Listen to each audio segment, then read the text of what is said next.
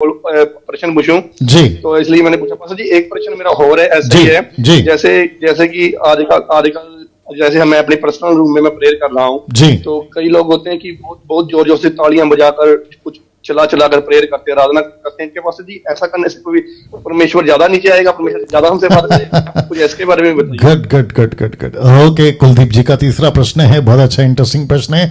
क्या जोर जोर से ताली पीटने से, गीत गाने से परमेश्वर की ज्यादा उपस्थिति आएगी, परमेश्वर का ज्यादा पावर आएगा? तो फिर वापस ये कहना पड़ेगा, परमेश्वर की ज्यादा उपस्थिति, परमेश्वर का 1.5 किलो की उपस्थिति, 2 किलो की उपस्थिति, ये कोई लेवल नहीं रखता। अच्छा, कुछ लोग कहते हैं कि जब मैं गाना गाता हूं तो गाढ़ा अभिषेक आता है। ये कॉन्सेप्ट कहां से लाए, मुझे इसमें से निकाल के बताएं। ऐसे जितने भी कहते हैं ना थिक अनॉइंटिंग, ये मूर्खता का स्टेटमेंट है। Thick anointing, thin anointing, less anointing, more anointing, ऐसा कुछ नहीं है सर।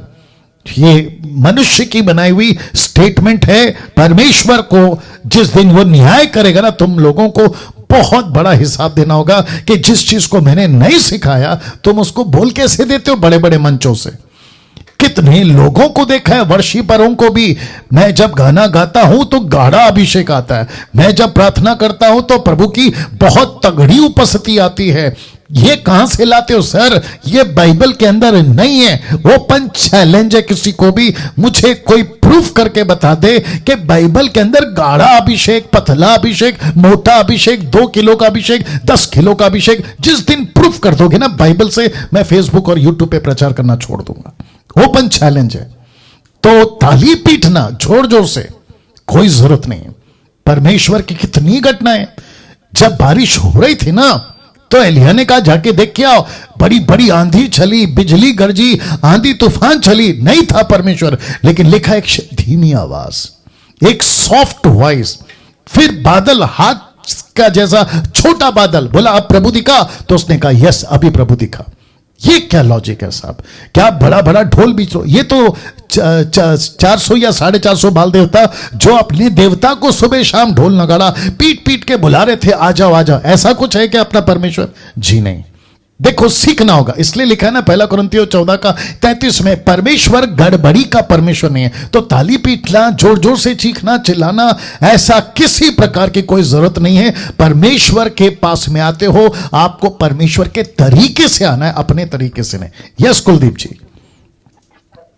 जी पास्टर जी, आपने बहुत बढ़िया समझाया जी। क्योंकि पास्टर जी ये मेरी इच्छा थी, क्योंकि मैं खुद को समझता हूँ, जो परमेश्वर मेरे खुद के पास है, जो पवित्र आत्मा मेरे खुद के पास है, उसको मैं कैसे जोर जोर से सुनाऊं? वो तो मेरे पास में नहीं है, वो कोई दूर थोड़ा है, मुझसे दूर थोड़ा है, उसको मैं चिल्ला चिल्ला के पकड़ूंगा तो ही मेरे पास है। वो तो ऑलरेडी मेरे पास है। पर आज लोगों की बात सोचने की बात यह है कि अगर मैं जोर जोर से ताली बजाऊंगा, पवित्र आत्मा जोर से उतरेगा, मेरे ऊपर उतरेगा पवित्र आत्मा, मैं पवित्र आत्मा से भरूंगा। जो मैं नहीं कर रहा, मैं नहीं, आज जेकर उसको पूछा जाए ना, मैं पूछ लिया मैंने किसी को, जो ताली को बजा रहा है, वो बोल रहा है मैं नहीं बजा रहा, पवित्र आत्मा मुझसे बजवा रहा है। पवित्र आत्मा। सुनिए कुलदीप जी, और एक कनेक्शन दे रहा हूं। कुलदीप जी क्या है ना, जितने दर्शक है 1600 के ऊपर, आप लोगों को भी बताता चलूं कि पवित्र आत्मा बेकाबू होकर आपको कुछ पता ही नहीं है ऐसा कुछ नहीं कराएगा। आउट ऑफ कॉन्शियस आपसे कुछ नहीं कराएगा, सेंस से बाहर चले गए ऐसा कुछ नहीं कराएगा।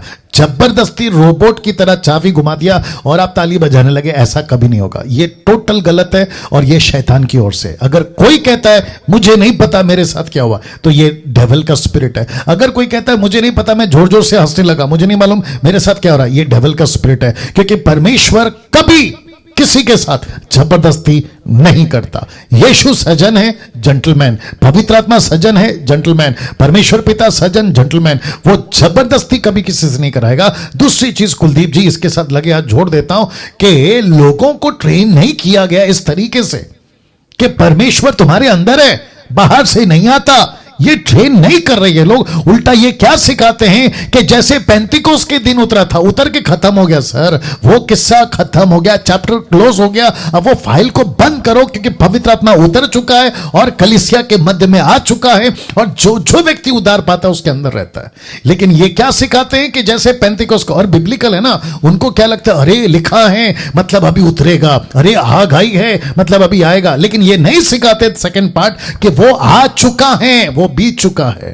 वो खत्म हो चुका है, अब पवित्र आत्मा पृथ्वी पर है, तो आपको ऐसा कुछ नहीं करना है। यस कुलदीप जी।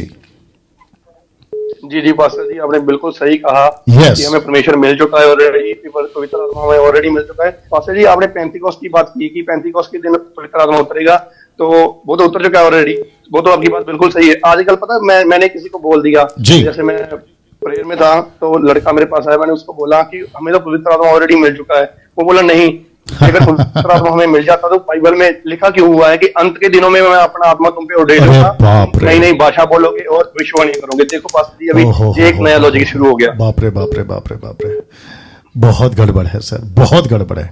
चलिए, कोशिश ये है कि आपकी और मेरी कन्वर्सेशन, इसकी जब वीडियो एडिट होगी, लोगों तक पहुंचेगी, तो उनको जवाब मिल जाएगा। राइट कुलदीप जी?